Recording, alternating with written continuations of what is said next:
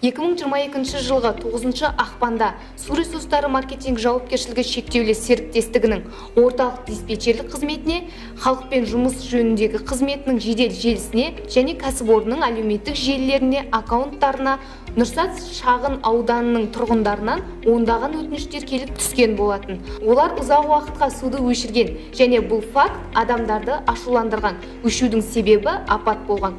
Су құбыры және кәріз басқармасы мемлекеттік коммуналдық кәсіпорны қала тұрғындарының назарына Нұрсат шағын ауданындағы Нұрсұлтан Назарбаев даңғылы бойынша көп қабатты үйдің жанында орналасқан құбырдан жерасты суларының ағып кетуіне байланысты көп пәтерлі үйлерде су беру кешегі күні 5 сағатқа уақытша тоқтатылған болатын.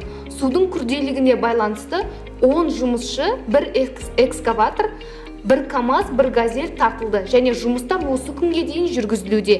Келтірілген қолайсыздықтар үшін кешірім сұраймыз деп хабарлайды. Су құбыры және кәріз басқармасы мемлекеттік коммуналдық кәсіпорны қаланың жаңа шағын аудандарында және Шымкент қаласында қосылған елді мекендерге ауыз суды тасымалдауға және сарқынды суларды бұруға жауап береді. Бұл кәсіпорынның балансында су құбырлар бар және сәйкесінше ұйым оларды пайдалануы мен дұрыс жұмыс жасауына жауап береді. 2022 жылға дейін су құбыры және кәріз басқармасы мемлекеттік коммуналдық кәсіпорны мен су ресурстары маркетинг жауапкершілігі шектеулі серіктестігінің сенімгерлік басқаруында болды және апаттық жағдайларға ден қойды.